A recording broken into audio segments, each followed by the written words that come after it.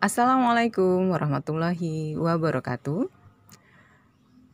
Hai kelas, selalu semangat, be smart, and always positive thinking ya. Kita bertemu lagi dalam video pembelajaran PPKN. Dan kali ini kita akan membahas materi mengenai menatap tantangan integrasi nasional.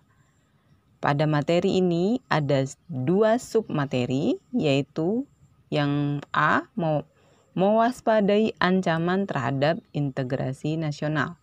Dan yang B, mengenai strategi untuk mengatasi berbagai ancaman dalam membangun integrasi nasional.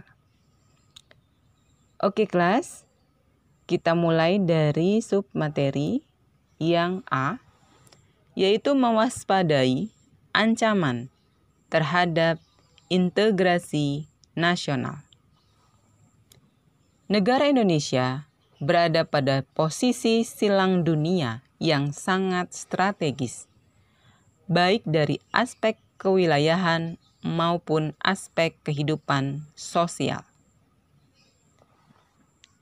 Dilihat dari sisi aspek kewilayahan, Indonesia diapit oleh 2 benua, yaitu Asia dan Australia, serta 2 samudra, yaitu Samudra Hindia dan Pasifik.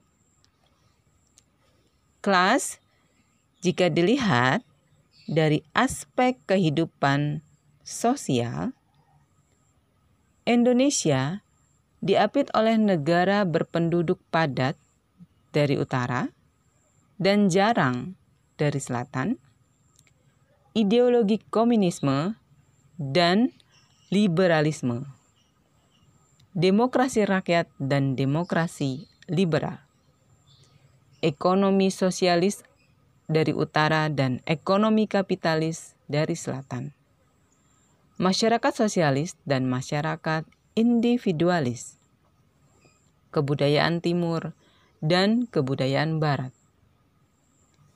sistem pertahanan kontinental atau Pakta Warsawa, dan sistem pertahanan maritim atau NATO. Yang pertama, ancaman militer. Ancaman adalah segala sesuatu yang membahayakan kedaulatan nasional, kepribadian bangsa, keutuhan wilayah negara, dan keselamatan bangsa dan negara, serta kehidupan demokrasi di Indonesia. Contoh ancaman militer diantaranya yaitu agresi atau invasi, sabotase, spionase, pelanggaran wilayah oleh negara lain, pemberontakan bersenjata, gerakan separatis bersenjata, aksi teror bersenjata. Yang kedua, ancaman non-militer. Contoh ancaman non-militer yaitu ancaman di bidang ideologi, yaitu paham komunis, Zionis, liberalis. Berikutnya yaitu ancaman di bidang politik, yaitu adanya intimidasi, provokasi, blokade politik atau eksternal, adanya separatisme, pergerakan massa, aksi radikal, teroris, biasanya dari internal. Selanjutnya ancaman di bidang ekonomi, yaitu free fight liberalis, kemudian etatisme, kemudian monopoli. Selanjutnya ancaman di sosial budaya, yaitu adanya budaya konsumtif, hedonisme, individualisme, westernisasi, KKN, narkoba. Oke kelas, itu tadi adalah submateri dari yang A, mewaspadai ancaman terhadap integrasi nasional. Selanjutnya kita akan melanjutkan submateri yang B, yaitu strategi untuk mengatasi berbagai ancaman dalam membangun integrasi nasional. Yang pertama, strategi dalam mengatasi ancaman militer. Sistem pertahanan dan keamanan rakyat semesta pada hakikatnya merupakan segala upaya menjaga pertahanan dan keamanan negara dan seluruh rakyat serta segenap sumber daya nasional, sarana dan prasarana nasional, serta seluruh wilayah negara sebagai satu kesatuan pertahanan yang utuh dan menyeluruh. Strategi bangsa Indonesia menghadapi ancaman militer adalah diantaranya yaitu memperkuat Sishankam-Rata, yaitu dengan memperkuat kekuatan dan kemampuan komponen utama, baik dari TNI dan Polri, komponen cadangan, yaitu sumber daya manusia, alam, dan buatan, dan komponen pendukung, yaitu rakyat. Strategi selanjutnya itu mendayagunakan dan mengerahkan seluruh kekuatan nasional dengan pertahanan berlapis yang diwujudkan melalui fungsi-fungsi diplomasi dan perlawanan tanpa senjata. Oke kelas, Undang-Undang Dasar Negara Republik Indonesia tahun 1945. Pasal 27 ayat 3, setiap warga negara berhak dan wajib ikut serta dalam upaya pembelaan negara. Pasal 30 ayat 1. Tiap-tiap warga negara berhak dan wajib ikut serta dalam usaha pertahanan dan keamanan negara. Selanjutnya kelas yang kedua yaitu strategi dalam mengatasi ancaman non-militer. Strategi bangsa Indonesia menghadapi ancaman non-militer, yaitu ancaman dalam bidang ideologi, politik, ekonomi, dan sosial budaya adalah yang A, memperkokoh 4 pilar negara, yaitu Pancasila, Undang-Undang Dasar Negara Republik Indonesia 1945, Bhinneka Tunggal Ika, NKRI, memperkuat rasa nasionalisme dan patriotisme atau ideologi. Yang B, penegakan demokrasi, kebebasan, keterbukaan, HAM, supremasi hukum atau politik. Yang C, memperkuat sistem ekonomi kerakyatan, memperkuat produk dan pasar domestik, memprioritaskan pertanian, tidak tergantung pada IMF, WTO. Ini di bidang ekonomi. Yang C, meningkatkan iman dan takwa warga negara, keselarasan fundamental antara manusia, Tuhan, alam, masyarakat, dan gerakan Aku Cinta Indonesia.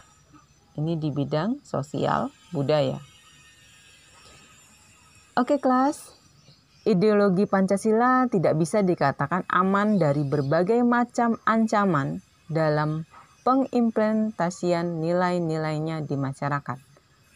Karena pengaruh arus globalisasi melalui media informasi dan komunikasi, antara lain ideologi liberalis, komunis, dan sikap individualis, hedonis, materialistis, konsumeristis.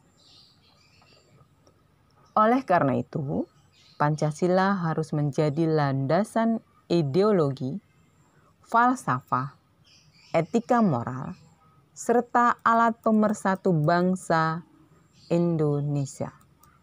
Ini merupakan integrasi nasional. Kelas kita selanjutnya mengenai integrasi nasional, yaitu yang A, pengertiannya. Integrasi nasional adalah usaha dan proses mempersatukan perbedaan-perbedaan yang ada pada suatu negara sehingga terciptanya keserasian dan keselarasan secara nasional. Seperti yang kita ketahui, Indonesia merupakan bangsa yang sangat besar, baik dari kebudayaan ataupun wilayahnya. Di satu sisi hal ini membawa dampak positif bagi bangsa, karena kita bisa memanfaatkan kekayaan alam Indonesia secara bijak atau mengelola budaya-budaya yang melimpah untuk kesejahteraan rakyat. Namun, selain menimbulkan sebuah keuntungan, hal ini juga akhirnya menimbulkan masalah yang baru. Kita ketahui, dengan wilayah dan budaya yang melimpah itu akan menghasilkan karakter atau manusia-manusia yang berbeda pula sehingga dapat mengancam keutuhan bangsa Indonesia. Selanjutnya B, faktor-faktor pendorong integrasi nasional sebagai berikut, yaitu faktor sejarah yang menimbulkan rasa senasib dan seperjuangan.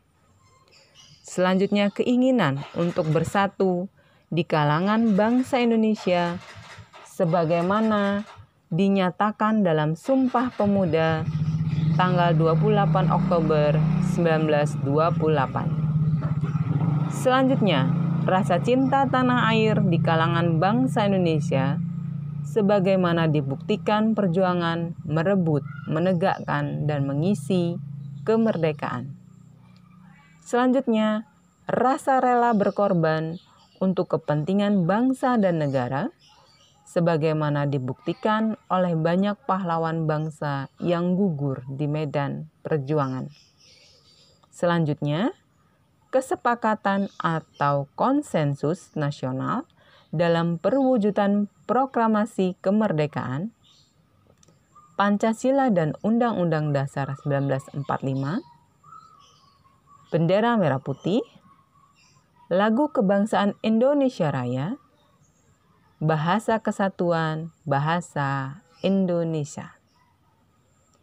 Oke kelas, yang selanjutnya yang C, yaitu faktor-faktor penghambat integrasi nasional adalah sebagai berikut.